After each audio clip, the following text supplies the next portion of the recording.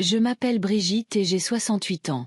Il y a 6 mois, j'ai enterré mon mari, Henri, après une crise cardiaque soudaine. Nous avions été mariés pendant 45 ans. Henri n'était pas un homme riche, mais il était stable, travailleur et d'un dévouement sans fin. Il m'a laissé très peu de biens matériels, mais il m'a donné quelque chose d'inestimable, son alliance en diamant. C'était la bague qu'il avait passée à mon doigt le jour de notre mariage. La bague qui symbolisait chaque promesse que nous avions tenue au fil des décennies. Cette bague était le seul trésor qu'il m'ait laissé. La seule chose qui me reliait encore à lui, chaque jour. Alors, quand j'ai réalisé que la bague avait disparu, mon cœur s'est serré. Je me suis tournée vers ma fille, Émilie, mon unique enfant, celle que j'avais portée, élevée et pour qui je m'étais sacrifiée. Elle se tenait dans ma cuisine, les bras croisés, un sourire narquois que je ne lui avais jamais vu auparavant dessiné sur ses lèvres. « On avait besoin de l'argent pour notre grand jour, maman, a-t-elle dit. » Son fiancé se tenait juste derrière elle, silencieux, mais la voix d'Émilie m'a transpercé plus vivement qu'un couteau. Ma fille, ma propre chair et mon propre sang, avait vendu l'alliance de son père pour financer son mariage de rêve. Je voulais crier. Je voulais la saisir par les épaules et lui faire retrouver la raison. Mais au lieu de cela, je suis restée là, figée, mes mains tremblantes agrippées au bord de l'évier. La cuisine sentait encore faiblement le mélange de café préféré d'Henri. Le souvenir de lui semblait vivant dans cette pièce. Et pourtant, ma fille me regardait comme si mon chagrin était un inconvénient, comme si je devais simplement passer à autre chose. « Émilie, ai-je murmuré, la gorge nouée. Cette bague appartenait à ton père. C'était la seule chose qui me restait de lui. » Elle a haussé les épaules. « Tu es dramatique. Papa ne voudrait pas que tu t'accroches au passé. Nous devons penser à l'avenir. Mon avenir, mon mariage.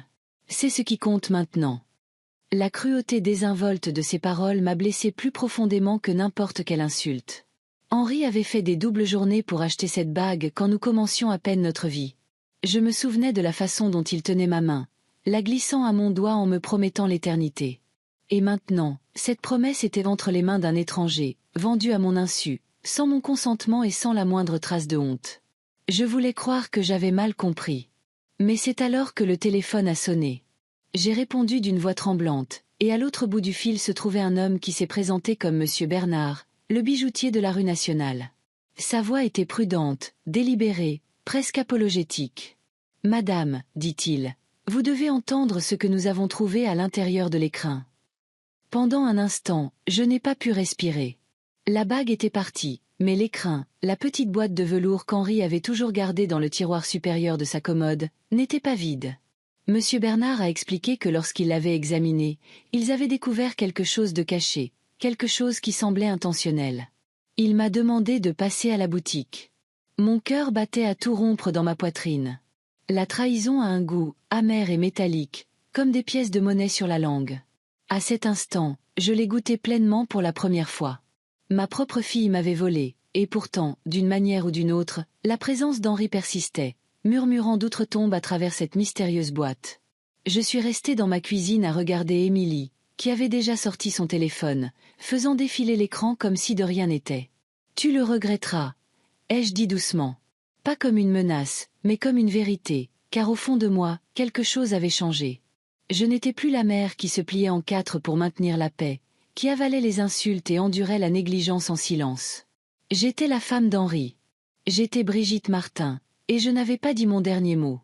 Émilie a levé les yeux au ciel. « Honnêtement, maman, tu devrais me remercier. Cette bague ne te servait à rien à rester dans un tiroir. Au moins, maintenant, elle nous aide à commencer notre vie ensemble. » Ces paroles me serraient la poitrine, mais je suis restée silencieuse. La rage bouillonnait en moi, mais je ne lui donnerais pas la satisfaction de me voir m'effondrer. Au lieu de cela, j'ai pensé à Henri, à la façon dont il disait toujours que j'étais plus forte que je ne le pensais. Peut-être s'était-il préparé à cela. C'est peut-être pour cela que quelque chose avait été caché dans l'écrin. Je n'ai pas argumenté davantage. Je n'ai pas plaidé. J'ai simplement séché mes mains, pris mon sac à main et quitté la cuisine. Émilie a appelé mon nom, mais je l'ai ignoré. Mes pas étaient fermes, bien que mon cœur tremblât.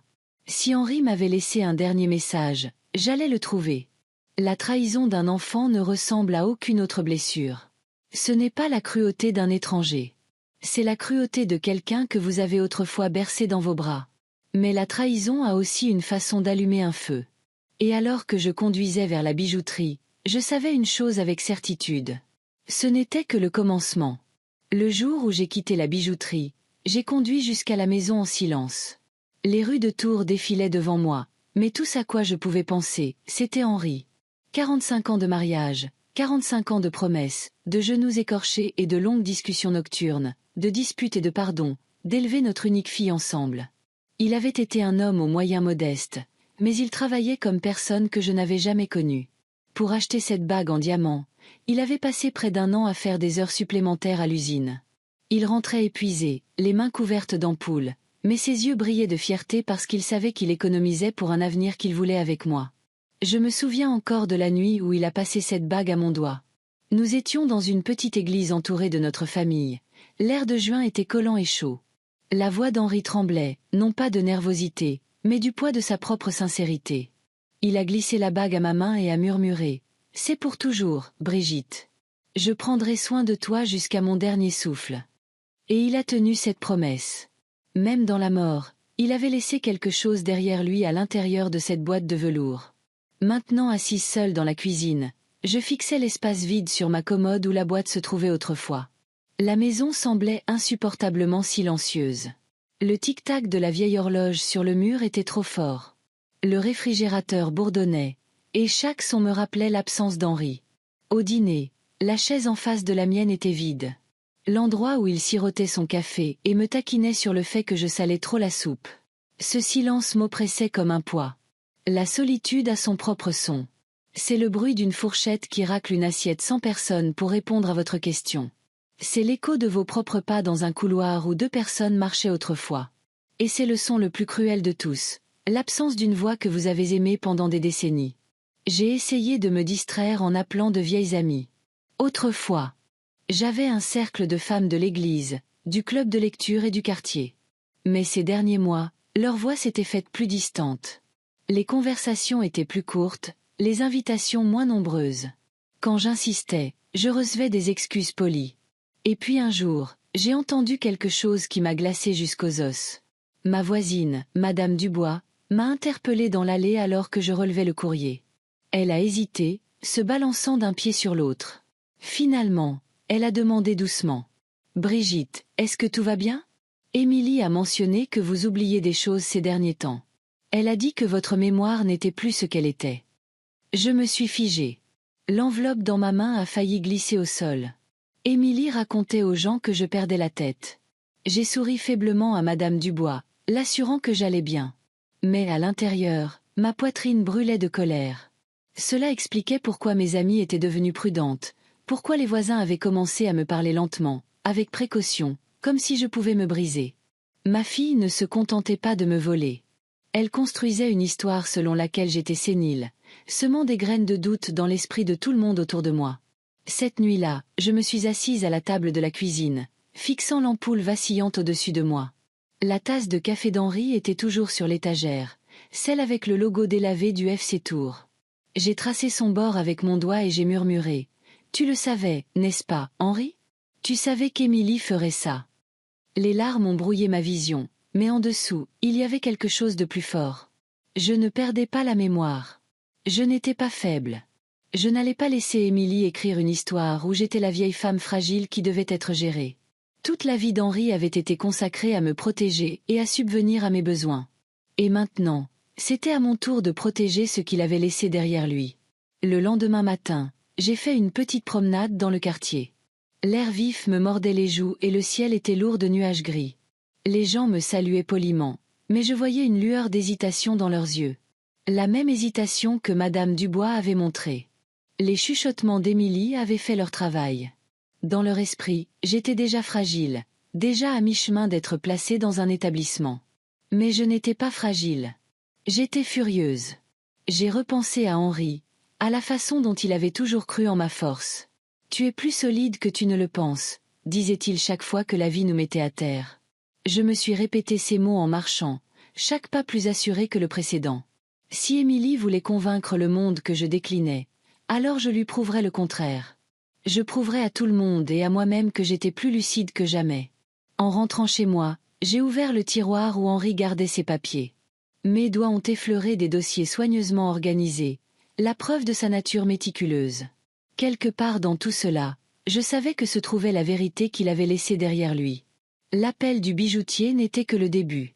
La boîte de velours m'avait donné un indice, et Henri ne laissait jamais un indice sans raison. La solitude a tenté de m'envelopper cette nuit-là, me chuchotant que j'étais seule et impuissante. Mais en regardant la tasse d'Henri et l'endroit où sa bague reposait autrefois, j'ai senti quelque chose changer. Je n'étais pas seulement une veuve en deuil. J'étais la femme à qui Henri avait confié sa vie.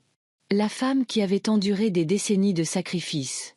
J'avais une voix, et j'avais encore des choix. Et par-dessus tout, j'avais un secret qui attendait d'être découvert. Le lendemain matin, je me suis rendue en ville à la bijouterie Bernard, la boutique que ma fille avait nommée si nonchalamment, comme si ce n'était rien de plus qu'une épicerie où elle avait échangé les souvenirs de ma vie contre une poignée d'euros. La cloche au-dessus de la porte a tinté lorsque je suis entrée. L'odeur de bois poli et de nettoyant pour métaux flottait dans l'air. La boutique était silencieuse, presque révérencieuse, comme une chapelle où les gens venaient échanger leurs trésors les plus personnels. Derrière le comptoir se tenait Monsieur Bernard, un homme d'environ 70 ans aux cheveux argentés soigneusement peignés sur le côté. Son visage était marqué par des années à écouter les histoires attachées aux bagues, colliers et montres. Il a levé les yeux vers moi, la reconnaissance s'est dessinée dans son regard, son expression s'est adoucie en quelque chose qui ressemblait à de la pitié. « Vous devez être Madame Martin », a-t-il dit doucement. « Votre fille nous a vendu une alliance en diamant en début de semaine. » Les mots m'ont serré la poitrine. J'ai hoché la tête, la gorge trop sèche pour répondre. Il m'a étudié un long moment, puis a soupiré lourdement, comme s'il portait le fardeau de mon chagrin avec moi. « J'aimerais avoir de meilleures nouvelles, a-t-il poursuivi. Mais la bague elle-même est partie. Un collectionneur est venu hier matin et a payé en espèces.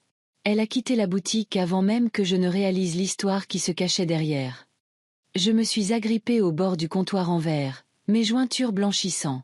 L'entendre à voix haute, c'était comme perdre Henri une nouvelle fois. Mon esprit a conjuré des images d'un étranger glissant cette bague à son doigt, ignorant son histoire, ignorant qu'elle avait été achetée avec de la sueur et de l'amour, pas seulement de l'argent. « Je vois », ai-je murmuré, forçant ma voix à rester stable. « Mais il y a quelque chose que vous devez savoir », a dit Monsieur Bernard rapidement, comme pour ne pas me renvoyer les mains vides. Il s'est penché, a fouillé sous le comptoir et a sorti une petite enveloppe Kraft. Sa main s'est attardée dessus un instant avant de la poser devant moi. Nous avons trouvé ceci à l'intérieur de l'écrin d'origine. J'ai pensé que cela pourrait avoir de l'importance. Mes doigts tremblaient en la ramassant. Le papier semblait étrangement lourd, comme s'il portait plus que son propre poids. Avec des mains prudentes, j'ai ouvert le rabat et j'ai glissé une feuille de papier à lettres pliées. Mon souffle s'est coupé dès que j'ai vu l'écriture. C'était celle d'Henri, soignée, précise, la même écriture qu'il utilisait pour équilibrer notre chéquier ou me laisser des mots sur le réfrigérateur. Je l'ai déplié lentement, ma vision brouillée par les larmes. Le message était court, seulement quelques mots écrits de sa main inimitable. Boîte 12, Crédit Populaire, 14 juin. Je l'ai relu, mon esprit butant sur les détails. Coffre-fort numéro 12, Crédit Populaire, 14 juin. Cette date, ce n'était pas un hasard. C'était le jour de notre mariage, le jour où Henri m'avait passé la bague au doigt et m'avait promis l'éternité. Le papier tremblait dans mes mains alors que je réalisais que ce n'était pas un accident. Henri avait caché un secret à l'intérieur de la boîte où il gardait autrefois ma bague, attendant le moment où j'en aurais le plus besoin. Une vague d'émotions m'a submergée. Chagrin, désir, confusion, et autre chose, l'espoir. Pendant des mois, j'avais vécu sous le poids de la perte et de la trahison. Mais ici, entre mes mains, se trouvait un indice, un signe qu'Henri avait anticipé, qu'il m'avait laissé quelque chose à découvrir, quelque chose de plus que des souvenirs. « Qu'est-ce que ça veut dire ?» ai-je murmuré à voix haute, bien que la question s'adressât plus à Henri qu'à Monsieur Bernard. Le bijoutier a penché la tête. « Je ne saurais le dire, Madame Martin. Mais la façon dont c'était plié, caché dans le velours, c'était délibéré. Quoi qu'il y ait dans ce coffre, votre mari voulait que vous le trouviez. » J'ai pressé le papier contre ma poitrine. Mon cœur s'emballait, un mélange de peur et d'anticipation. Qu'est-ce qu'Henri avait bien pu conserver dans un coffre de banque pendant toutes ces années? Pourquoi ne m'en avait-il jamais parlé? J'ai repensé à notre mariage, aux disputes à propos de l'argent, à la façon dont il devenait parfois silencieux lorsque les factures arrivaient. J'avais toujours supposé que c'était le stress. Mais et s'il y avait eu quelque chose de plus?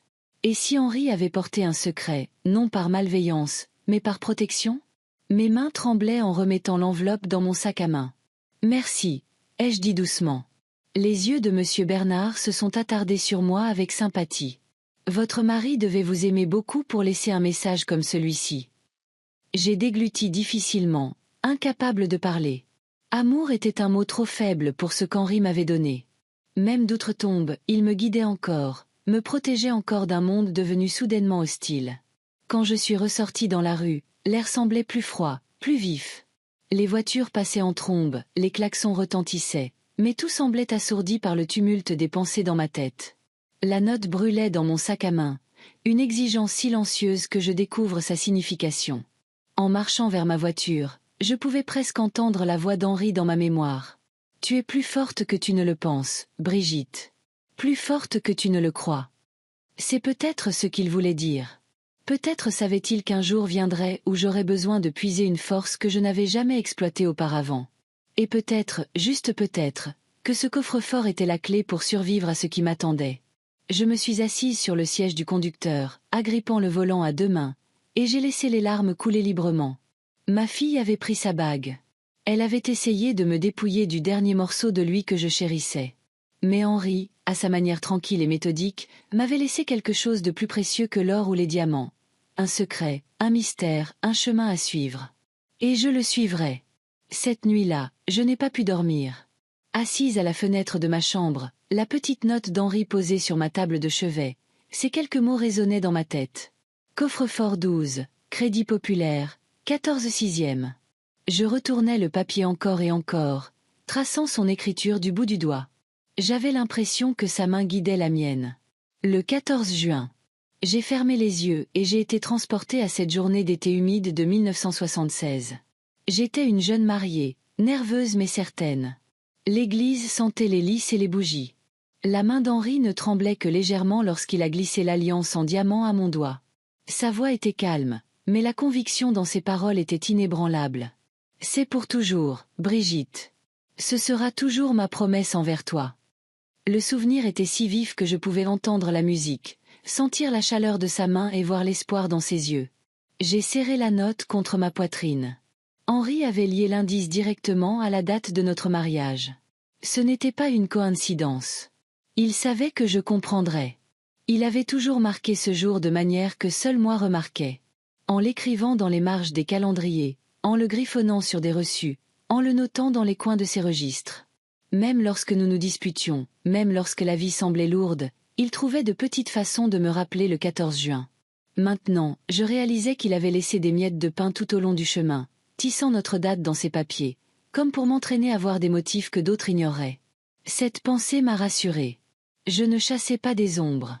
Je suivais une carte qu'Henri avait dessinée bien avant sa mort. Le lendemain matin, j'ai trouvé Émilie dans la cuisine en train de se verser un café. Elle m'a regardé avec agacement, comme si j'étais une invitée indésirable dans ma propre maison. Je lui ai dit calmement que je prévoyais de me rendre au Crédit Populaire plus tard dans la journée. Ses sourcils se sont haussés.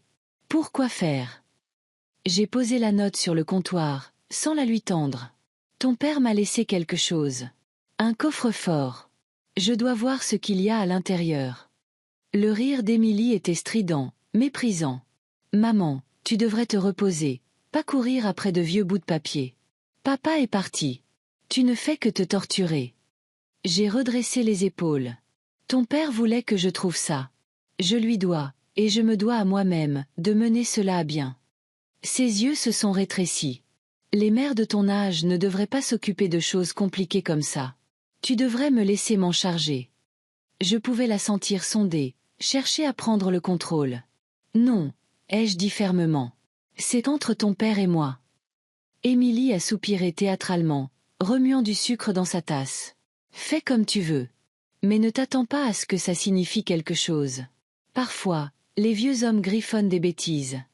Ces mots m'ont piqué, mais j'ai refusé de les laisser m'ébranler. Henri n'avait jamais griffonné de bêtises. Il avait été méticuleux, délibéré, précis. Tout ce qu'il faisait avait une raison. Et plus Émilie me rabaissait, plus j'étais certaine que je devais découvrir ce qui se cachait derrière cette porte de coffre. Après son départ, je suis montée à l'étage et j'ai ouvert les vieux tiroirs du bureau d'Henri. À l'intérieur, j'ai trouvé des piles de dossiers étiquetés de son écriture soignée. Déclaration de revenus, factures de services publics, registre bancaire. J'ai feuilleté page après page, et mon souffle s'est coupé quand j'ai remarqué quelque chose de particulier. Dans le coin de plusieurs documents, police d'assurance, reçus, même des listes de courses, Henri avait écrit 14 sixième, parfois juste les chiffres, parfois avec nos initiales. Au début, j'avais pensé que c'était une habitude, une bizarrerie sentimentale. Mais maintenant, je le voyais différemment. Il avait intégré la date de notre mariage dans tout, comme un code secret. Je me suis rassise dans le fauteuil. Les papiers étaient étalés autour de moi. Mon cœur battait plus vite. Ce n'était pas une coïncidence. Henri avait construit un système, une piste que seul moi pouvais suivre. Il avait confiance que je le remarquerais parce qu'il me connaissait mieux que quiconque. Cette prise de conscience m'a donné de la force. Pendant des semaines, je m'étais sentie comme une victime, impuissante face à la cruauté d'Émilie, isolée par ses chuchotements selon lesquels je perdais la tête. Mais à ce moment-là, je savais que c'était faux. Henri avait vu cette tempête arriver. Il m'y avait préparé à sa manière tranquille et méthodique. Et maintenant, il était de ma responsabilité d'honorer cette préparation. J'ai plié la note avec soin, l'ai placée dans mon portefeuille et j'ai pris mon sac à main. La décision était prise. J'irai à la banque le lendemain. Quels que soient les secrets qu'Henri avait gardés cachés, j'étais prête à les affronter. Ce soir-là, alors que je mettais la table pour une personne, la solitude s'est de nouveau imposée. La chaise en face de la mienne restait vide, et je sentais la douleur de l'absence d'Henri comme une blessure ouverte. Mais cette fois, le silence était différent. Sous le chagrin, un courant de détermination vibrait. Pour la première fois depuis sa mort, je ressentais un but au-delà de la simple survie quotidienne. Je sentais Henri me guider. J'ai lavé la vaisselle lentement, regardant l'eau tourbillonner dans l'évier et j'ai murmuré à voix haute. Je découvrirai ce que tu voulais que je sache, Henri. Je te le promets. La maison n'a répondu que par le craquement du plancher et le bourdonnement du réfrigérateur, mais je pouvais presque imaginer le sourire approbateur d'Henri. Plus tard dans la nuit, alors que je me préparais à me coucher, le téléphone a sonné. C'était Madame Dubois, ma voisine. Elle a demandé poliment si j'allais bien, puis a hésité avant de dire. Émilie a mentionné que vous aviez du mal à vous souvenir des choses. Est-ce vrai? Les mots m'ont frappé comme une gifle. C'était donc vrai. Ma fille avait répandu des histoires sur moi, semant le doute dans la communauté, préparant le terrain pour quelque chose de plus sombre. Mes mains se sont crispées sur le combiné. Non, Marguerite, ai-je dit fermement. Ma mémoire va très bien. Ne croyez pas tout ce que vous entendez. Après avoir raccroché, je suis restée assise dans le silence pendant un long moment. Émilie n'était pas seulement négligente. Elle était rusée. Elle essayait de me faire passer pour incompétente. Et cela signifiait que ce qu'Henri m'avait laissé n'était pas seulement sentimental. C'était une protection. J'ai éteint la lumière, me suis glissée dans le lit et j'ai serré la note une dernière fois avant de m'endormir. Demain, j'irai à la banque. Demain, l'enquête commencerait. Le lendemain matin, je me tenais dans le hall en marbre du Crédit Populaire, la note qu'Henri avait laissée serrée dans ma main. Les sols polis reflétaient la lumière des hautes fenêtres, et une faible odeur de cire se mêlait à celle du papier et de l'encre. Mon cœur battait la chamade alors que je m'approchais du guichet et tendais la note à la jeune employée. J'ai besoin d'accéder au coffre-fort numéro 12, ai-je dit, ma voix stable malgré mes peaux moites. L'employée a jeté un coup d'œil au papier, puis m'a regardé. Avez-vous une pièce d'identité, madame? J'ai fait glisser ma carte d'identité sur le comptoir. Elle l'a étudiée, a tapé quelque chose dans son ordinateur, et après un moment, a hoché la tête. Oui, madame Martin, vous êtes autorisée sur ce coffre. Veuillez me suivre. Mes genoux semblaient faibles alors qu'elle me conduisait à travers un long couloir et descendait un escalier jusqu'à la salle des coffres. La lourde porte a grincé en s'ouvrant, révélant des rangées de petites boîtes métalliques, chacune contenant les secrets et les héritages d'innombrables familles. Elle a montré le numéro 12. Prenez votre temps. Je vous laisse seule. Le lourd silence de la salle des coffres m'oppressait alors que je glissais la clé dans la serrure. Mes mains tremblaient, mais la clé a tourné sans accroc. Avec un léger déclic, la porte s'est ouverte et j'ai tiré le tiroir métallique. Il était plus lourd que je ne l'avais prévu. Je l'ai transporté dans la petite pièce privée que l'employé m'avait indiquée et l'ai posé sur la table. Pendant un instant, je l'ai simplement fixé. Ma respiration était courte, mon cœur s'emballait. Qu'est-ce qu'Henri avait caché ici, attendant que je le trouve? Finalement, j'ai soulevé le couvercle. À l'intérieur se trouvait un dossier soigneusement rangé et une petite clé USB noire posée dessus. Mes doigts ont effleuré le plastique froid et j'ai senti un frisson parcourir ma colonne vertébrale. J'ai ouvert le dossier en premier. Le document du dessus m'a noué la gorge. C'était une police d'assurance vie, la police d'assurance vie d'Henri, me désignant comme unique bénéficiaire. Le montant de la couverture était clair, 2 millions d'euros. Ma vision s'est brouillée de larmes. Henri avait travaillé toute sa vie pour subvenir à nos besoins. Et même dans la mort, il avait laissé un filet de sécurité assez grand pour assurer mon avenir. J'ai pressé le papier contre ma poitrine, des sanglots s'échappant avant que je ne puisse les retenir. Ce n'était pas pour l'argent. C'était pour ce que cela signifiait. Henri avait pensé à moi, planifié pour moi, m'avait protégé, même quand il savait que son temps pourrait être court. Pendant des mois, je m'étais sentie abandonnée. Mais maintenant, je réalisais que je n'avais jamais été seule. Quand j'ai retrouvé mon calme, je me suis tournée vers le reste des documents. Ce que j'ai vu ensuite m'a tordu l'estomac. Il y avait des rapports, des transcriptions et des photographies, tous soigneusement étiquetés. L'en-tête de la première page disait « Rapport d'enquête privée ». Sujet « Émilie Martin ». Mes mains tremblaient en commençant à lire. Le rapport détaillait les dettes de jeu que ma fille avait accumulées sur des sites de paris en ligne. Des dizaines de milliers d'euros dus à des personnes dont je n'avais jamais entendu parler. Pire encore, il répertoriait des prêts contractés avec des informations douteuses, des prêts que son fiancé avait co-signés. Plus je lisais, plus je me sentais glacée. L'enquêteur écrivait qu'Émilie et son fiancé s'étaient renseignés sur les lois de succession. Ils avaient contacté des avocats pour savoir comment contester un testament et avaient même posé des questions sur la procédure pour faire déclarer un parent mentalement inapte. Les mots se sont brouillés alors que des larmes chaudes remplissaient mes yeux. Ma fille, l'enfant que j'avais tenu contre ma poitrine, la fille pour laquelle j'avais veillé des nuits entières pendant ses fièvres, avait comploté pour me dépouiller de ma dignité et de mon avenir. Le rapport comprenait des transcriptions de conversations entre Émilie et son fiancé. Dans l'une d'elles, elle disait clairement « Une fois que maman sera à l'écart, tout sera à nous. Il suffit de la pousser à signer quelque chose. » Ma main a volé à ma bouche. Je pouvais entendre sa voix dans ma tête, claire comme le jour, dégoulinant de cupidité. Sous les transcriptions se trouvaient des photographies. Émilie rencontrant un homme devant un café. Son fiancé échangeant une enveloppe avec un autre étranger. Les dates et les heures étaient soigneusement notées. Chaque page peignait un tableau de tromperie et de trahison. Enfin, je me suis tournée vers la dernière page. C'était une lettre écrite par Henri dans son écriture familière. « Brigitte, si tu lis ceci, c'est que le pire est arrivé. Je ne voulais pas t'accabler de soupçons de mon vivant, mais je ne pouvais pas ignorer ce que je voyais. Émilie a changé. Ses choix sont dangereux. J'ai demandé à un professionnel d'enquêter et voici les conclusions. Je sais que cela te brisera le cœur, mais je ne pouvais pas te laisser affronter cela sans protection. Tout ce dont tu as besoin est ici. Utilise-le. Ne laisse personne te prendre ce que nous avons construit ensemble. Tu es plus forte que tu ne le penses. Pour toujours, Henri. » Les mots se sont brouillés alors que je serrais la lettre, mes sanglots résonnant dans la petite pièce. Henri avait su. Il avait soupçonné les intentions de notre fille bien avant moi, et il avait porté le fardeau de cette connaissance en silence, me protégeant jusqu'à ce qu'il ne le puisse plus. J'ai pris la clé USB avec des mains tremblantes, la glissant dans mon sac à main. Je ne savais pas quel fichier elle contenait, mais j'étais certaine qu'elle détenait plus de preuves de ce qu'Henri avait découvert. Mon chagrin s'est transformé en quelque chose de nouveau, une détermination féroce. J'ai refermé le dossier, tout remis dans la boîte et les porté avec précaution à l'employé. Ma voix était stable quand j'ai dit « J'ai terminé. Merci ».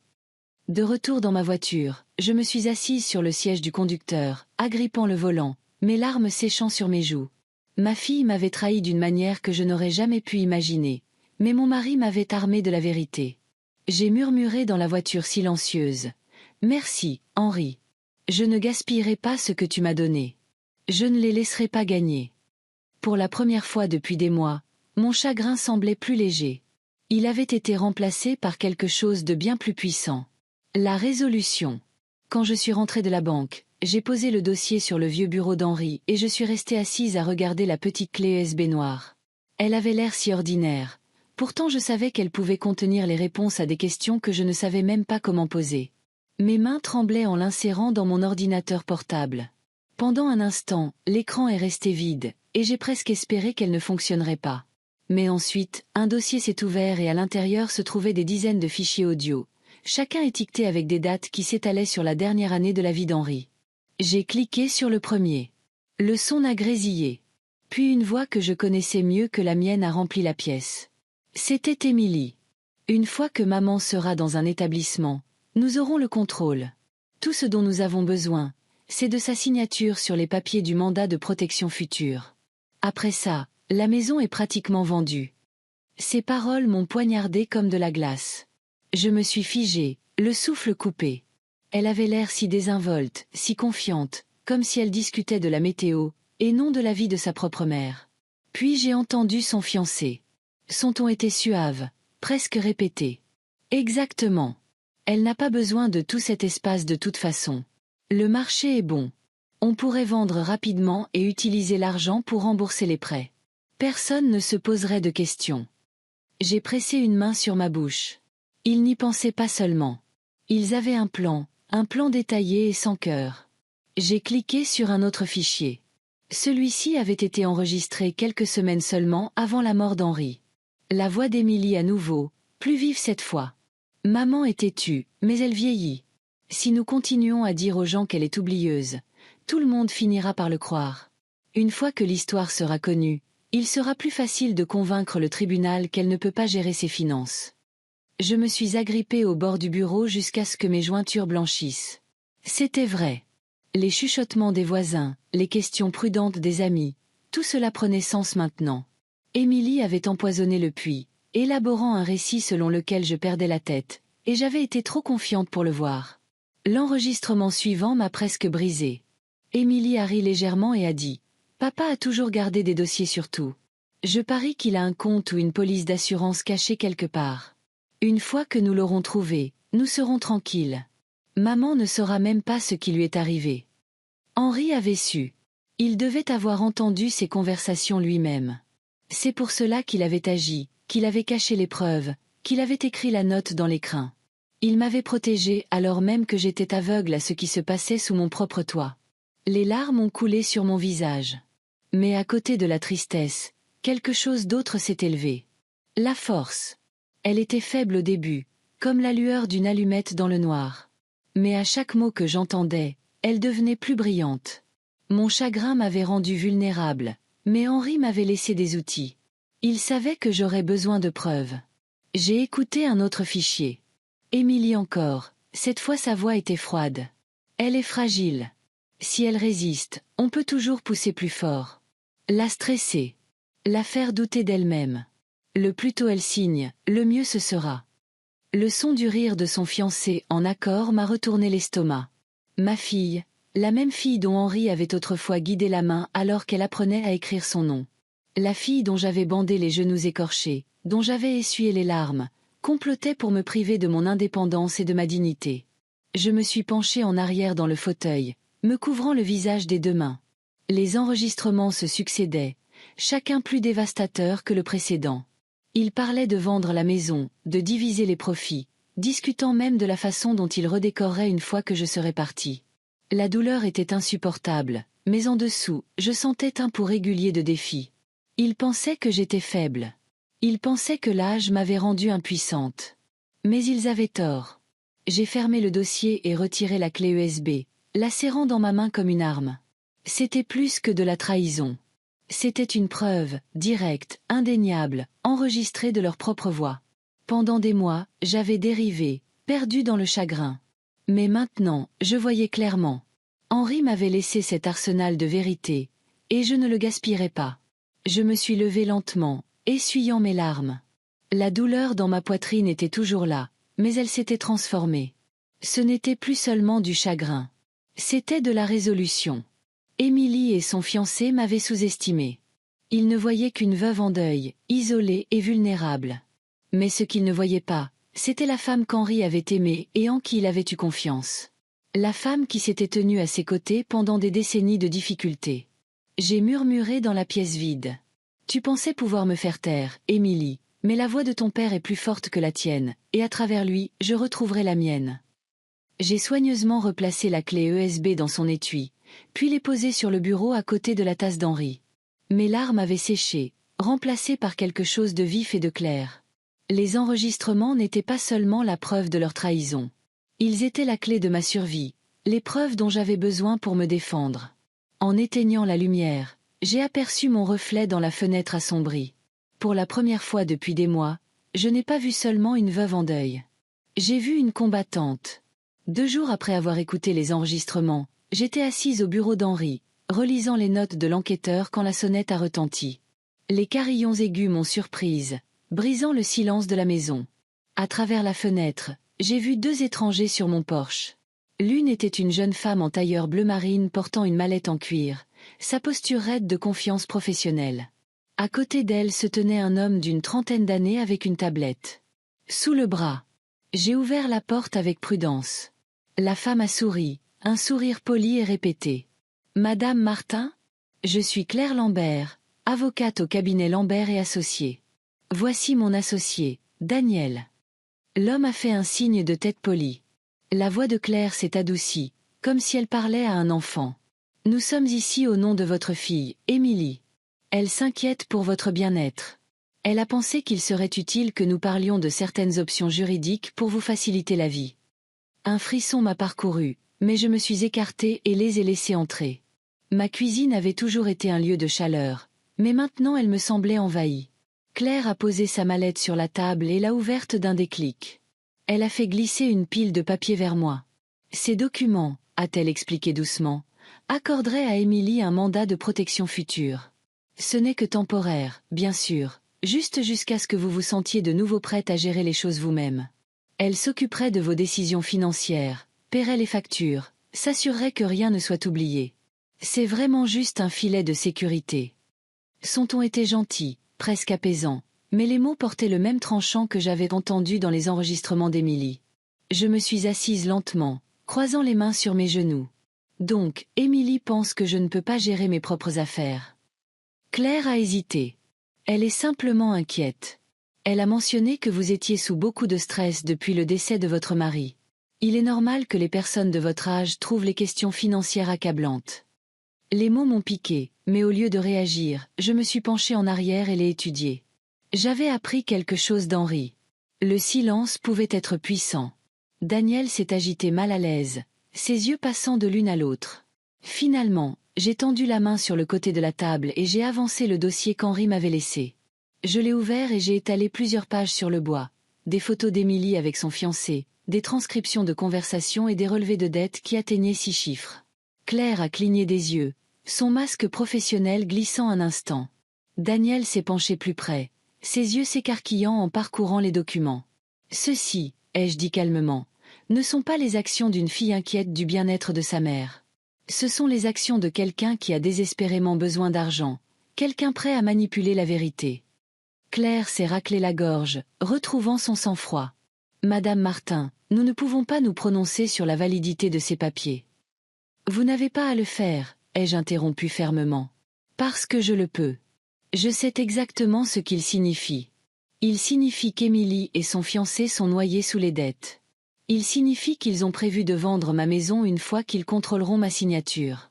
Il signifie qu'ils ont murmuré des mensonges à mes voisins sur ma mémoire pour que les tribunaux croient que je suis inapte. » La pièce est tombée dans le silence. Le tic-tac de l'horloge de la cuisine était le seul son. Les yeux de Claire brillaient d'un malaise. Daniel s'est reculé dans sa chaise, visiblement mal à l'aise. J'ai rassemblé les documents en une pile soignée, puis les ai placés directement devant elle. « Dites ceci à ma fille, » ai-je dit d'un ton égal. « Son plan ne fonctionnera pas. Je ne signerai rien. Et si elle continue, j'ai plus qu'assez de preuves à présenter aux autorités compétentes. » Pendant un moment, aucun d'eux n'a parlé. L'expression confiante de Claire avait vacillé pour devenir quelque chose de fragile. Elle a forcé un sourire, mais il n'a pas atteint ses yeux. « Je comprends que vous ayez un avis tranché, Madame Martin. Peut-être pourrons-nous en reparler plus tard. Non, ai-je coupé, ma voix stable, plus forte que je ne l'avais sentie depuis des mois. Il n'y aura pas de plus tard. Cette conversation est terminée. Je me suis levée, et après une pause, ils se sont levés aussi. Claire a glissé les documents non signés dans sa mallette, ses doigts tâtonnant légèrement avec le fermoir. Daniel a évité mon regard complètement. À la porte, Claire s'est retournée une dernière fois, son ton sec. Nous ferons savoir à Émilie que vous avez refusé, mais s'il vous plaît, souvenez-vous, elle essaie seulement d'aider. Je l'ai regardé droit dans les yeux. L'aide ne ressemble pas à ça. Quand la porte s'est refermée derrière eux, j'ai expiré lentement, mes mains tremblant à cause de l'adrénaline. Mais sous le tremblement, il y avait quelque chose de stable, de la satisfaction. Pour la première fois depuis la mort d'Henri, j'avais l'impression d'avoir inversé la tendance. Émilie avait envoyé ses soldats dans ma maison, s'attendant à ce que je m'effondre. Au lieu de cela, je les avais accueillis avec des preuves qu'elle ne soupçonnait pas. Je suis retournée dans la cuisine et j'ai serré le dossier dans mes bras. Mes larmes sont venues, mais ce n'étaient pas seulement des larmes de chagrin. C'étaient des larmes de justification. Henri m'avait bien armé. Les enregistrements, les rapports, les documents, ils étaient mon bouclier. J'ai murmuré dans la pièce vide. Tu avais raison, Henri. Je suis plus forte que je ne le pensais. Pour la première fois depuis longtemps, j'ai ressenti quelque chose qui ressemblait à un triomphe. Calme, stable et inébranlable. Le genre de vengeance qui ne crie pas, mais qui se tient simplement droite, refusant de plier. Le matin après le départ des avocats, j'ai décidé de marcher jusqu'à l'épicerie. J'avais besoin de lait, mais plus que ça, j'avais besoin de me sentir à nouveau normal. Transporter le dossier d'Henri sous mon bras partout où j'allais était un rappel que ma vie était devenue un champ de bataille. Une simple course me semblait être un retour à la vie ordinaire, même si ce n'était que pour un instant. Le ciel était clair mais froid, et l'air portait la morsure vive du début du printemps. En poussant le chariot dans les allées, j'ai remarqué à quel point c'était silencieux.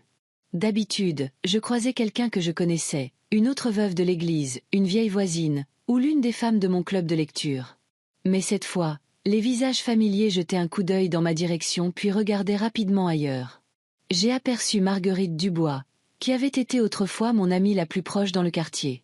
Nous partagions des recettes, nous nous asseyions sur mon porche avec du thé glacé et rions jusqu'au coucher du soleil.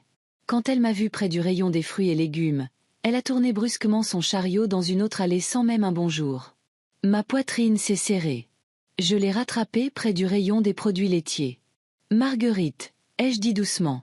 C'est moi. Ai-je fait quelque chose pour te contrarier ?»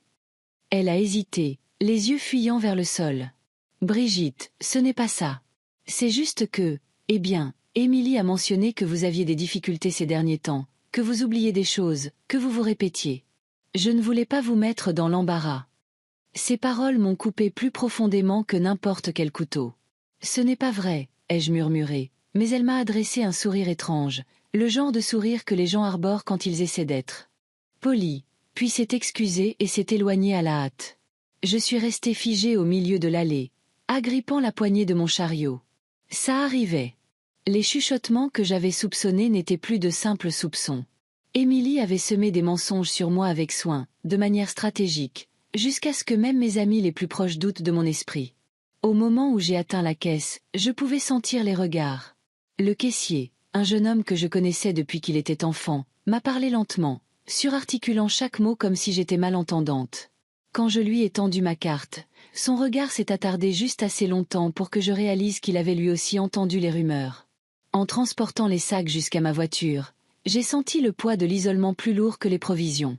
Mon monde, autrefois rempli de sourires familiers, s'était réduit à la suspicion et à la pitié, et tout cela était orchestré par ma propre fille. De retour à la maison, j'ai posé les sacs sur le comptoir et je me suis assise lourdement dans le fauteuil d'Henri. Pendant un moment, j'ai laissé le désespoir m'envahir. Perdre Henri m'avait déjà vidé, et maintenant Émilie me dépouillait du peu de communauté qui me restait. Elle voulait que je sois seule, vulnérable, facile à manipuler.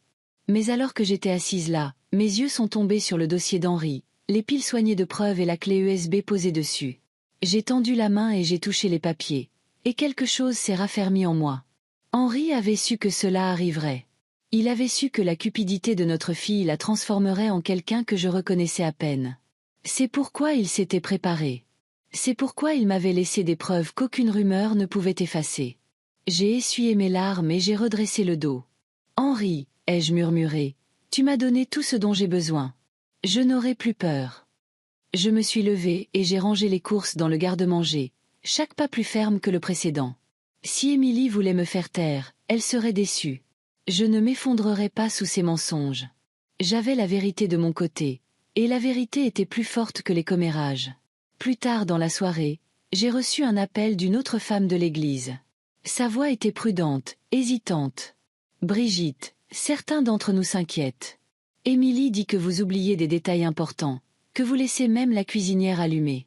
Est-ce que tout va bien ?» J'ai avalé la boule dans ma gorge. « Tout va bien, » ai-je dit fermement. Ma fille se trompe. Je suis parfaitement capable de prendre soin de moi. Quand j'ai raccroché, je suis restée assise longtemps en silence, écoutant le bourdonnement du réfrigérateur. Oui, Émilie avait réussi à m'isoler des gens que j'aimais. Oui, elle avait convaincu les autres de douter de moi, mais elle avait sous-estimé une chose. Je n'étais plus la femme qui pliait sous chaque tempête. J'étais la femme en qui Henri avait eu confiance pour continuer, la femme qu'il avait préparée avec chaque note soigneuse, chaque miette de pain menant à la vérité. J'ai jeté un coup d'œil au calendrier accroché au mur. Le 14 juin était encerclé de l'écriture d'Henri, audacieuse et délibérée. Cela m'a rappelé sa promesse à l'autel. C'est pour toujours. Sa voix résonnait dans ma mémoire, stable et forte. Je me suis levée de la chaise avec une détermination renouvelée. Émilie pouvait tordre les mots, mais elle ne pouvait pas effacer les faits. Elle pouvait répandre des rumeurs, mais elle ne pouvait pas annuler les preuves qu'Henri avait placées entre mes mains. La bataille pour ma dignité avait déjà commencé, mais je ne me battais plus à l'aveugle. « Henri, ai-je murmuré à nouveau. Tu m'as tout laissé et je n'ai plus peur. » 2 soirs après ma visite troublante à l'épicerie, j'ai entendu le crissement des pneus dans mon allée. J'ai jeté un coup d'œil à travers le rideau de dentelle et j'ai vu la voiture d'Émilie s'arrêter, son fiancé Romain au volant. Ma poitrine s'est serrée. Ils n'avaient pas prévenu. Leur visite n'était plus jamais désinvolte. Elle venait toujours avec un objectif. La sonnette a retenti, vive et insistante. Je me suis ressaisie, inspirant profondément avant d'ouvrir la porte. Émilie se tenait là avec son sourire parfait, celui qui n'atteignait jamais ses yeux. Romain planait juste derrière elle, son expression tendue, ses épaules raides sous sa veste cintrée. « Salut, maman », a gazouillé Émilie, entrant sans attendre d'invitation. On était dans le quartier et on a pensé venir voir comment tu allais. Son ton était léger, mais ses yeux ont rapidement balayé la pièce, scrutant le bureau où le dossier d'Henri se trouvait habituellement. Je l'avais déplacé plus tôt, le mettant en lieu sûr. Romain a fermé la porte derrière lui et a offert un signe de tête qui ressemblait plus à une inspection qu'à une salutation. « Tout va bien ?» ai-je demandé calmement. Le sourire d'Émilie s'est élargi. « Bien sûr. On voulait juste voir comment tu tenais le coup. Tu as traversé tellement de choses. » Elle a épousseté une poussière invisible sur le dossier d'une chaise et s'est assise, croisant élégamment les jambes. Romain est resté debout, appuyé contre le cadre de la porte, les bras croisés. Je me suis dirigée vers la table et j'ai posé 2 tasses de thé que j'avais préparées à l'avance. Mes mains étaient stables, bien que mon cœur cognât contre mes côtes. Je savais que cette visite n'était pas motivée par l'inquiétude. C'était pour obtenir des informations. Et cette fois, j'avais l'intention de leur donner exactement ce qu'ils voulaient, mais pas de la manière qu'ils attendaient. J'ai trié certaines affaires d'Henri, ai-je commencé, remuant lentement mon thé. Je suis tombée sur quelque chose d'intéressant, en fait. Leurs 2 têtes se sont légèrement redressées. Émilie s'est penchée en avant. Quel genre de chose? J'ai gardé un ton désinvolte, comme si ce n'était rien de remarquable. Un vieux compte d'investissement. Rien d'énorme, mais quand même une surprise. Ton père a toujours été si méticuleux. L'air dans la pièce a changé. Romain s'est redressé, ses yeux se rétrécissant. Le sourire d'Émilie a vacillé un très court instant avant de revenir. Plus vif maintenant, bordé de faim. Un compte d'investissement, a-t-elle répété avec soin. Où ça? Quel genre de compte? J'ai haussé les épaules, feignant l'indifférence. Je ne suis pas encore tout à fait sûre. Quelques papiers, quelques chiffres. Je vais demander au vieil avocat d'Henri de jeter un œil. Il saura quoi en faire. Bingo! Le masque a glissé. Les yeux d'Émilie ont brillé et la mâchoire de Romain s'est crispée. Leur empressement transparaissait, peu importe comment ils essayaient de le cacher. Les doigts d'Émilie tapaient nerveusement contre sa tasse de thé. Les avocats coûtent cher, maman, a-t-elle dit rapidement.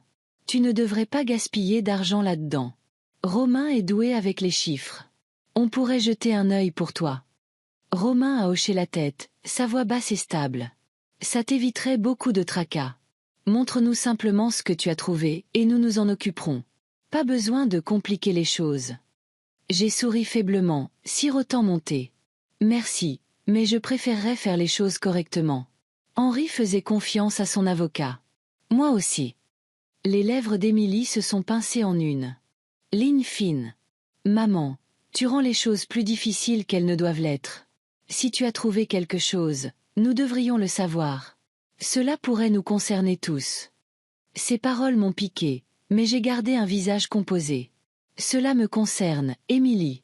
Ça m'a été laissé. Le silence s'est épaissi. Romain s'est rapproché de la table, son ton se durcissant. Pourquoi ne nous dis-tu pas exactement ce que disaient les papiers? Des chiffres, des noms, n'importe quoi. J'ai posé ma tasse de thé, le regardant fixement. C'est en de bonnes mains. C'est tout ce que vous avez besoin de savoir. Pour la première fois, le sang-froid d'Émilie s'est fissuré. Sa voix s'est élevée, vive et impatiente. Tu ne comprends pas, maman. Nous en avons besoin. Nous en avons besoin avant le mariage. Il y a des dettes à régler. Elle s'est arrêtée brusquement, ses yeux s'écarquillant comme si elle en avait trop révélé. Mais il était trop tard. Ses paroles flottaient dans l'air comme de la fumée, des dettes. La dernière pièce du puzzle s'est mise en place. Ils n'étaient pas seulement avides. Ils étaient désespérés. Le jeu, les prêts, le chaos financier, tout les avait rattrapés. Ma découverte menaçait d'être leur bouée de sauvetage, et ils ne reculeraient devant rien pour s'en emparer. Je me suis rassise lentement, le cœur endolori, mais la voix stable. C'est donc ça. Il ne s'agit pas de m'aider. Il s'agit de vous sauver vous-même. Le visage d'Émilie est devenu rouge. Ce n'est pas ce que je voulais dire. Si, c'est ça, ai-je interrompu. Tu viens de tout confirmer. Romain est intervenu rapidement, sa voix plus douce, essayant de reprendre le contrôle. Écoutez, Madame Martin, nous sommes tous de la même famille. Ne rendons pas les choses plus difficiles. Si Henri a laissé des actifs, ne devrait-il pas profiter à tout le monde? N'est-ce pas ce qu'il aurait voulu? J'ai tourné mon regard vers lui, ma voix froide. Ne vous avisez pas de me dire ce qu'Henri aurait voulu. La pièce est tombée dans le silence. Émilie a ouvert la bouche, puis l'a refermée, ses yeux se tournant vers Romain pour obtenir des conseils. Il lui a fait un léger signe de tête, mais sa mâchoire était crispée par la frustration. Je me suis levée, ramassant les tasses de la table. Cette conversation est terminée. Je laisserai l'avocat d'Henri s'occuper de tout. La voix d'Émilie s'est faite plus vive, tremblante de désespoir. Maman, s'il te plaît. Si tu tiens un tant soit peu à moi, tu nous laisseras aider. Nous avons des problèmes, et cela pourrait tout arranger. Ces paroles se sont tordues en moi. Je me suis souvenu de l'enfant qui s'agrippait autrefois à ma jambe le premier jour d'école, de l'adolescente qui pleurait un chagrin d'amour, de la jeune femme que j'avais soutenue à chaque faux pas. Mais maintenant, debout dans ma cuisine, elle était quelqu'un d'autre, quelqu'un qui me voyait non pas comme sa mère mais comme un obstacle. Je tiens à toi, ai-je dit doucement. Mais je ne serai pas utilisée. Ses yeux se sont remplis de larmes de colère. Romain a marmonné quelque chose à voix basse et l'a tiré vers la porte. Allons-y, sur le seuil, Émilie s'est retournée, le visage durci. Tu le regretteras, maman. La porte a claqué, me laissant dans le bourdonnement silencieux de la maison. Mes mains tremblaient en posant les tasses dans l'évier. La douleur dans ma poitrine était presque insupportable, mais en dessous pulsait quelque chose de plus fort. La résolution. Henri avait su. Il m'avait préparé. Et maintenant, je comprenais enfin pourquoi. C'était un matin gris quand le téléphone a sonné. J'ai failli ne pas répondre, m'attendant à un autre démarcheur ou à l'un des alliés d'Émilie essayant de fouiner dans mes affaires. Mais quand j'ai décroché le combiné, j'ai entendu la voix familière de Monsieur Bernard de la bijouterie. « Madame Martin, a-t-il dit, sont-on prudent? Je crois que j'ai quelque chose qui vous appartient. » Mon pouls s'est accéléré. Que voulez-vous dire? Le monsieur qui a acheté la bague de votre mari est revenu hier. Il a dit qu'elle n'était pas vraiment à lui. Il m'a demandé de vous la rendre avec l'explication qu'Henri la lui avait confiée il y a des années. Il a affirmé que votre mari lui avait donné des instructions précises si jamais il arrivait quelque chose. Je me suis affalée dans le fauteuil d'Henri, serrant le téléphone. Mes mains tremblaient. Vous avez la bague? Oui, a dit doucement monsieur Bernard. Dans son écrin d'origine. Il a insisté pour que je la remette directement entre vos mains. Moins d'une heure plus tard, j'étais de nouveau dans la boutique. La cloche au-dessus de la porte a tinté, et monsieur Bernard est sorti de l'arrière-boutique, portant un petit écrin de velours. Son visage était solennel, mais il y avait quelque chose de presque révérencieux dans la façon dont il le tenait. « Voilà », a-t-il dit en le faisant glisser sur le comptoir. Il m'a dit de garder cela en sécurité jusqu'au jour où elle retrouverait son chemin vers vous. J'ai tendu des doigts tremblants et j'ai soulevé le couvercle. Elle était là, l'alliance en diamant d'Henri brillant sous les lumières, la même bague qu'il avait passée à mon doigt il y a près d'un demi-siècle. Mon souffle s'est coupé, les larmes remplissant mes yeux.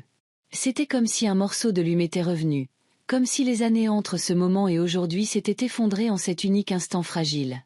J'ai murmuré son nom, Henri, et j'ai glissé la bague à mon doigt. Le poids était familier, rassurant, comme un retour à la maison. Mais c'est alors que j'ai remarqué quelque chose. La boîte était plus lourde que dans mon souvenir. En la retournant, j'ai senti une très légère arête le long du dos, une ligne qui n'était pas là avant. Mon cœur s'est emballé. J'ai appuyé doucement et la doublure de velours s'est déplacée sous mon doigt. Un compartiment caché. Mes doigts tremblaient en l'ouvrant. À l'intérieur, nichée dans une fente étroite, se trouvait une minuscule carte micro SD. Mon souffle s'est coupé. La clé USB qu'Henri m'avait laissée avait déjà révélé son enquête, ses craintes, ses preuves. Mais ceci, c'était autre chose. J'ai levé les yeux vers monsieur Bernard, ma voix tremblante. « Saviez-vous pour ça ?» Il a secoué la tête. « Non. Le monsieur qui a rendu la bague n'en a pas parlé. Il a simplement dit qu'Henri lui faisait confiance. Au-delà de ça, je ne peux rien dire. » Serrant la boîte et la carte, je me suis dépêchée de rentrer chez moi, mon esprit en ébullition. Que pouvait bien m'avoir laissé Henri de plus? Ne m'en avait-il pas déjà montré assez? Mais au fond de moi, je connaissais Henri. Il n'était jamais négligent. S'il y avait un autre secret, c'était parce qu'il voulait que je le trouve, parce que c'était important. À la maison, j'ai inséré la carte dans mon ordinateur portable. Pendant un instant, l'écran est resté vide, et j'ai pensé que le temps avait peut-être effacé son contenu. Puis un dossier est apparu. Mes mains planaient au-dessus de la souris alors que je cliquais pour l'ouvrir. Des dizaines de fichiers, enregistrements audio, clips vidéo, documents numérisés. J'ai cliqué sur la première vidéo. L'écran a vacillé et le visage d'Henri est apparu. Il était assis à son bureau, l'air plus âgé, plus mince, comme si le poids de ce qu'il portait l'avait lourdement accablé. « Brigitte » a-t-il commencé, sa voix stable, bien que ses yeux trahissent l'épuisement. « Si tu as trouvé ceci, alors tu as découvert la vérité sur Émilie. Mais il y a plus que tu dois savoir. Ce que j'ai laissé dans le coffre de la banque n'était qu'une partie de l'histoire. Cette carte contient tout le reste. Chaque conversation que j'ai enregistrée dans cette maison. Chaque rendez-vous qu'Émilie a eu avec des avocats. Chaque tentative qu'elle a faite pour remettre en question ta compétence. J'ai construit cette archive pour que si jamais elle essayait de prendre ce qui est à toi, tu aurais des preuves assez solides pour faire taire chaque mensonge. » Je me suis couvert la bouche de ma main alors que les larmes coulaient. Le regard d'Henri à travers l'écran était direct, presque urgent. « Je suis désolé, » a-t-il continué, « que notre fille soit devenue quelqu'un que nous ne reconnaissons plus. J'ai espéré jusqu'à la fin qu'elle changerait, mais l'espoir ne peut pas te protéger. Les preuves, si. Utilise-les, Brigitte. Protège-toi. Protège ce que nous avons construit. » La vidéo s'est terminée, et je suis restée assise dans un silence stupéfait. Mon corps tremblait, non seulement de chagrin, mais de l'ampleur de ce qu'Henri m'avait laissé. Il ne s'était pas contenté de me protéger. Il avait déjoué Émilie à chaque tournant. Il avait anticipé sa cruauté, sa manipulation, et avait créé un bouclier qu'aucun murmure, aucune rumeur, aucun avocat ne pouvait percer. J'ai cliqué sur un autre fichier. C'était un audio. La voix d'Émilie, vive et impatiente. « Une fois qu'elle est déclarée inapte, c'est fini. On agira vite, on vendra la maison, on réglera les dettes. Elle ne s'en rendra même pas compte avant que ce soit terminé. Le son de Romain approuvant m'a soulevé le cœur. Mais au lieu de me briser, cela m'a endurci. C'était une preuve indéniable. Plus que des commérages, plus que des soupçons. C'était leur propre voix complotant ma chute. Je me suis rassise, la bague brillant à mon doigt. La carte micro SD encore chargée de son arsenal de vérité. Pour la première fois, j'ai senti la balance pencher entièrement en ma faveur. Émilie pensait m'avoir isolée, m'avoir dépeinte comme fragile, avoir convaincu le monde que je perdais pied. Mais Henri m'avait donné tout ce dont j'avais besoin pour inverser la tendance. J'ai murmuré dans le silence. Tu avais planifié chaque étape, n'est-ce pas, Henri? Même celle-ci. Tu savais que ce jour viendrait. Le chagrin dans ma poitrine brûlait, mais à côté de lui grandissait quelque chose de féroce et d'inébranlable. La force, la résolution, l'amour transformé en armure. Cette nuit-là, assise près de la fenêtre, regardant les lumières de ma rue tranquille, j'ai tourné la bague à mon doigt et j'ai senti la présence d'Henri comme s'il était à côté de moi. Il ne m'avait pas laissé seul. Il m'avait laissé préparer. Et maintenant, avec la bague revenue et la vérité entre mes mains, j'étais prête pour la tempête qui s'annonçait. Lorsque j'ai inséré la carte micro SD dans mon ordinateur portable une seconde fois, je savais que j'étais sur le point de plonger plus profondément dans le dernier acte de protection d'Henri. Les fichiers étaient soigneusement étiquetés par date, couvrant presque la dernière année de sa vie. Ma gorge s'est nouée en ouvrant la première vidéo. L'angle de la caméra d'Henri était stable, placé discrètement dans notre salon. Émilie était assise sur le canapé, sa voix vive de frustration. Il est têtu, Romain, mais une fois qu'elle sera dans une maison de retraite, ce sera fini. On obtient sa signature sur le mandat de protection future, on vend la maison et la dette disparaît. Romain s'est penché en avant, les mains jointes. J'ai reparlé à Lambert. Il a dit que si on règle rapidement, les créanciers nous laisseront tranquilles, mais il nous faut cet argent avant le mariage.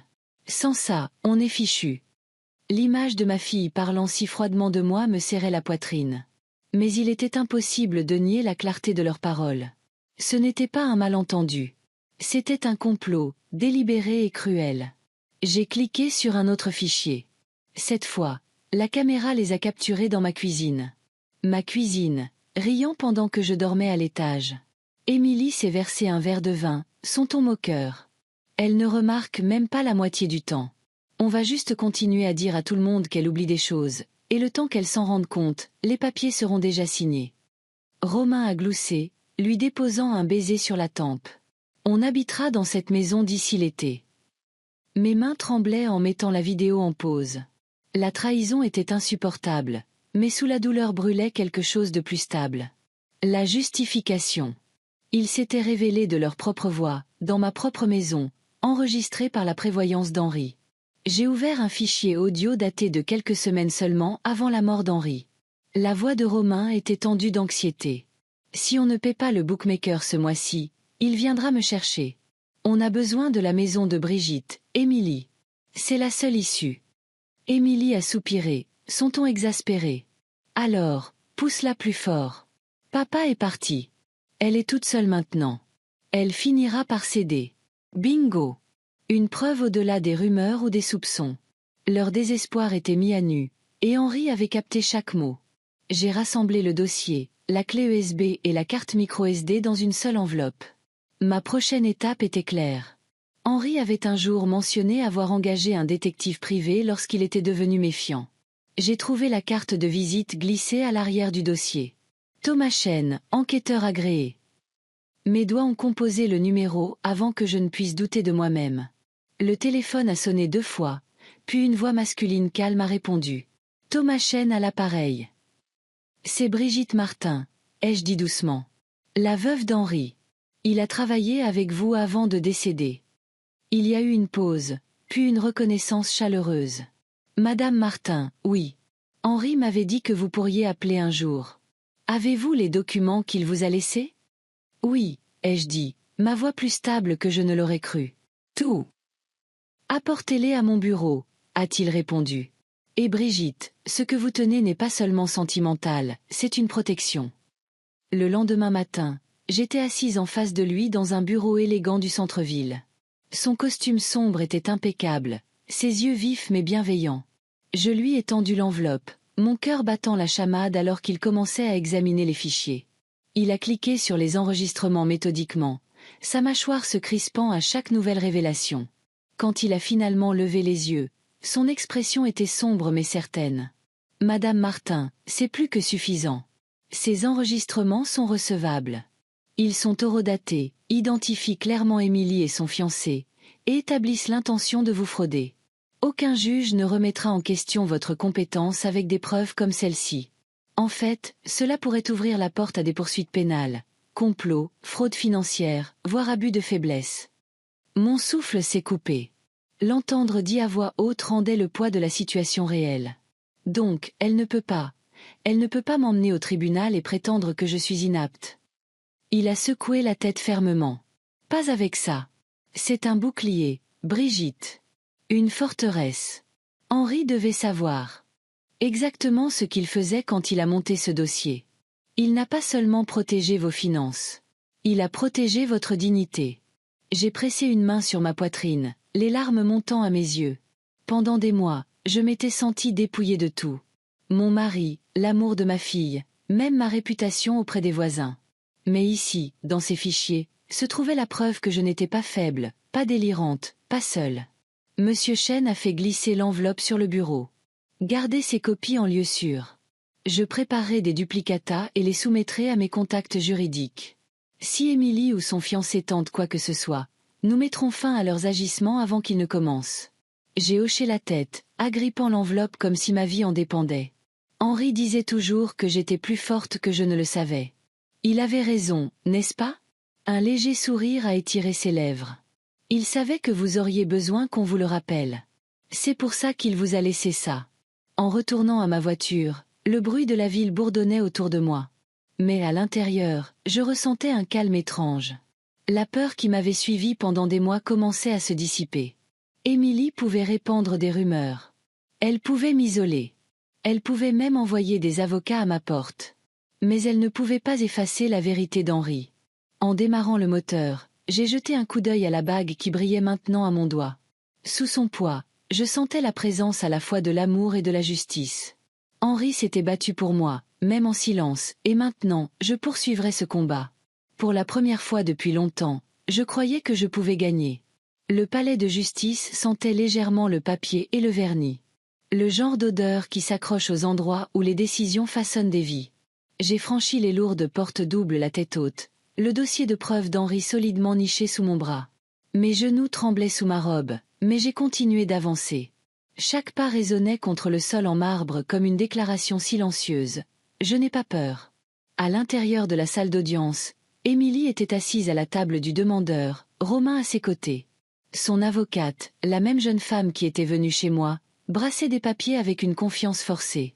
Émilie portait une robe noire, ses cheveux soigneusement coiffés, comme pour se présenter en fille belle et éplorée. Quand ses yeux ont croisé les miens à travers la pièce, elle m'a adressé un sourire crispé et répété. Le juge est entré, une femme sévère aux cheveux argentés tirés en un chignon. Nous nous sommes levés, puis rassis à son signal. Le greffier a annoncé l'affaire. Émilie Martin demande la mise sous tutelle de sa mère, Brigitte Martin, pour cause d'inaptitude mentale. Mon souffle s'est coupé, mais je me suis ressaisie. C'était le moment pour lequel Henri m'avait préparé. L'avocate d'Émilie s'est levée, sa voix douce et confiante. Votre honneur, ma cliente ne veut que le meilleur pour sa mère. Madame Martin a montré des signes de confusion, des pertes de mémoire et des difficultés à gérer ses finances depuis le décès de son mari. Nous pensons que l'octroi d'un mandat de protection future à Émilie est le seul moyen d'assurer sa sécurité et sa stabilité. Elle s'est rassise avec éclat, comme si l'affaire était déjà décidée. Émilie a hoché la tête solennellement, me jetant un regard compatissant. Cela aurait pu tromper des étrangers, mais pas moi. Le juge a tourné son regard vers moi. Madame Martin, souhaitez-vous répondre? Je me suis levée lentement, dépliant le dossier d'Henri sur la table devant moi. Mes mains étaient stables maintenant, guidées par quelque chose de plus grand que la peur. Oui, votre honneur, je souhaite présenter des preuves. Le juge m'a fait signe de continuer. J'ai commencé par les rapports de l'enquêteur, des pages soigneusement dactylographiées documentant les dettes d'Émilie, les prêts de son fiancé et leur demande d'informations sur la contestation des testaments. J'ai remis des copies à l'huissier qui les a transmises au juge. Le juge les a parcourus les sourcils froncés. Émilie s'est agitée, mal à l'aise. Son avocate s'est penchée pour lui murmurer quelque chose, mais j'ai continué. Ensuite, ai-je dit, ma voix plus forte, j'ai des enregistrements audio recueillis par mon défunt mari. Ils capturent des conversations entre Émilie et son fiancé, discutant de leur plan pour me faire déclarer inapte, vendre ma maison et utiliser les profits pour régler des dettes de jeu. Des murmures ont parcouru la salle d'audience alors que je faisais jouer un court extrait. La voix d'Émilie a rempli l'air, claire et indéniable. Une fois que maman sera dans un établissement, nous aurons le contrôle. Tout ce dont nous avons besoin, c'est de sa signature. La voix de Romain a suivi, calme et froide. Exactement. On vendra rapidement et on remboursera les prêts avant le mariage. Les mots flottaient dans l'air comme un nuage d'orage. Le visage d'Émilie a perdu toute couleur. Romain fixait la table, la mâchoire serrée. Leur avocate a tâtonné avec ses notes, son sang-froid s'effritant. J'ai regardé directement le juge. Votre honneur, ce ne sont pas les paroles d'enfants soucieux du bien-être de leur mère. Ce sont les paroles de personnes complotant pour me dépouiller de ma dignité, de ma maison et de mon indépendance. Bingo! Le tournant. Le juge a haussé un sourcil, son expression grave. Avez-vous autre chose, Madame Martin? Oui, ai-je dit fermement. Des enregistrements vidéo. J'ai présenté les fichiers qu'Henri avait laissés sur la carte micro SD. L'un montrait Émilie dans ma cuisine, riant en disant « Elle ne remarque même pas la moitié du temps. Le temps qu'elle s'en rende compte, les papiers seront signés. » Le rire de Romain a suivi, résonnant dans la salle d'audience silencieuse. Le marteau du juge a frappé une fois. C'est assez. La salle était immobile. Tous les yeux se sont tournés vers Émilie, dont le visage était pâle et rigide. Son avocate a tenté de protester, mais le juge l'a réduite au silence d'un geste de la main. « Mademoiselle Martin », a dit froidement le juge, « ces preuves sont accablantes. Non seulement elles ne prouvent pas l'inaptitude de votre mère, mais elles suggèrent fortement la fraude, la manipulation et l'intention de l'exploiter. Ce tribunal n'accordera pas votre demande. En fait, j'ordonne que ces pièces soient transmises au bureau du procureur de la République pour une enquête plus approfondie. » Les mots sont tombés comme un coup de marteau. Final et inébranlable. La bouche d'Émilie s'est ouverte, mais aucun mot n'est sorti. Les épaules de Romain se sont affaissées. Son masque de confiance s'est brisé. Leur avocate a balbutié des excuses à propos de malentendus, mais le regard du juge l'a fait taire. Je suis restée assise tranquillement, le cœur battant, mais extérieurement calme. Ce n'était pas une victoire de cri ou de colère. C'était la justice rendue par la patience, la préparation et la prévoyance d'Henri. Le juge m'a regardé directement. « Madame Martin, vous êtes clairement compétente et capable de gérer vos affaires.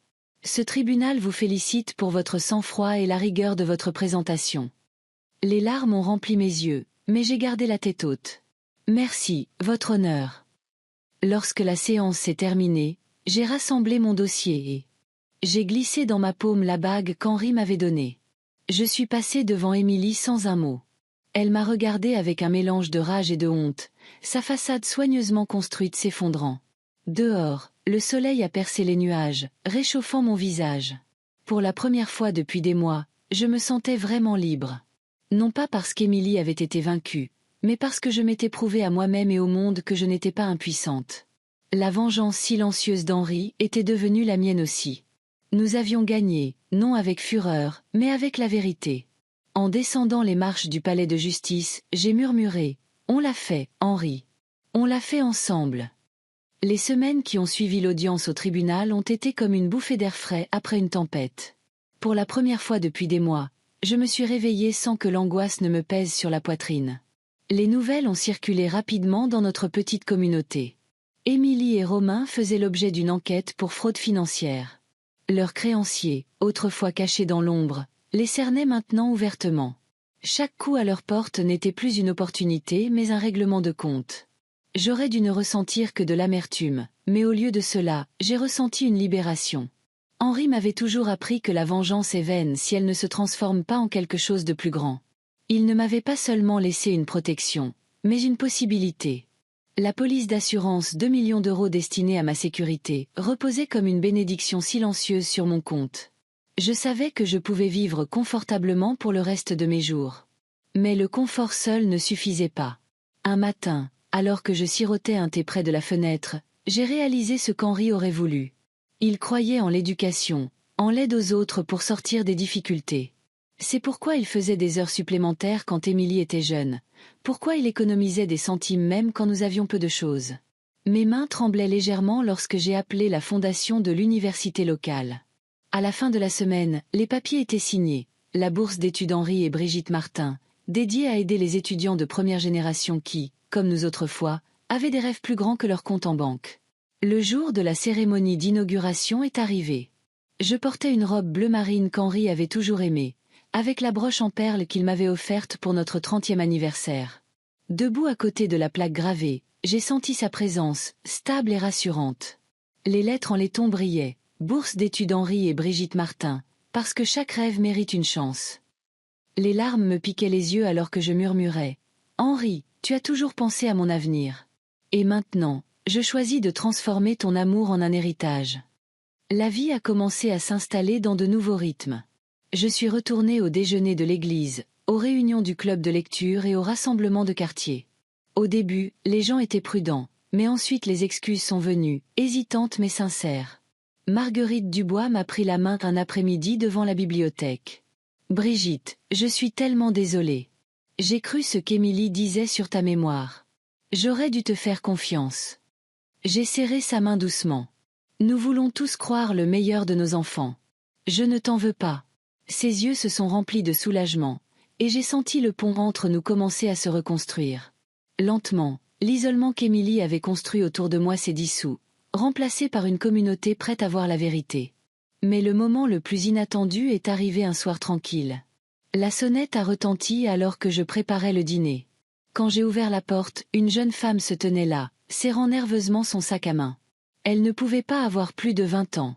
Ses yeux étaient ceux d'Émilie, mais plus doux, remplis d'hésitation plutôt que de calcul. « Mamie » a-t-elle murmuré. C'était Mélissa, la fille d'Émilie de son premier mariage. Je ne l'avais pas vue depuis des années, pas depuis qu'Émilie s'était éloignée et avait coupé le contact.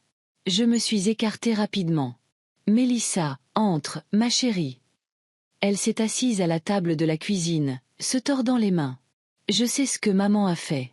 Tout le monde en parle. Je voulais juste, je ne voulais pas que tu penses que je suis comme elle. » Ma poitrine s'est serrée de tristesse et de joie. « Oh, ma chérie, je n'ai jamais pensé ça. » Elle a hoché la tête, des larmes coulant sur ses joues. « Tu m'as manqué. Je voulais venir avant, mais maman m'a dit que tu ne voulais pas me voir. Elle a dit que tu étais confuse. » Les mensonges m'ont de nouveau blessée, mais je me suis forcée à me concentrer sur le présent.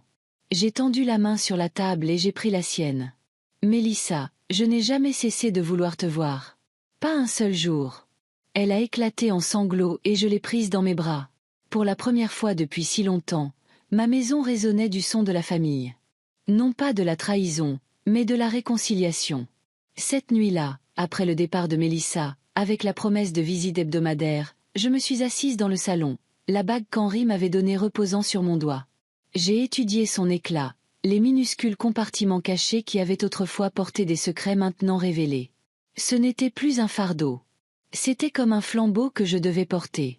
Alors que le soleil plongeait sous l'horizon, projetant une lumière dorée sur la plaque de la bourse d'études sur le mur, j'ai murmuré. « Henri, tu t'inquiétais de me laisser sans défense, mais tu m'as laissée plus forte que jamais. Et je passerai le reste de mes jours à transformer cette force en quelque chose de bien. » Avant de nous dire au revoir, nous aimerions savoir d'où vous nous regardez. Est-ce un matin tranquille avec une tasse de café chaud ou une fin de soirée où des histoires comme celle-ci vous tiennent compagnie? Dites-le nous dans les commentaires. Nous lisons chacun d'entre eux avec gratitude. Et si cette histoire a touché votre cœur, veuillez envisager de vous abonner à la chaîne. Non seulement pour entendre plus d'histoires comme celle-ci, mais pour faire partie d'une communauté qui croit encore en la gentillesse, la guérison et les secondes chances. Merci d'avoir passé votre temps avec nous aujourd'hui. Où que vous soyez, nous espérons que vous emporterez cette histoire avec vous. Et souvenez-vous, parfois le miracle ne frappe pas à votre porte. Il attend tranquillement que vous soyez prêt à ouvrir votre cœur. Prenez soin de vous et à la prochaine fois.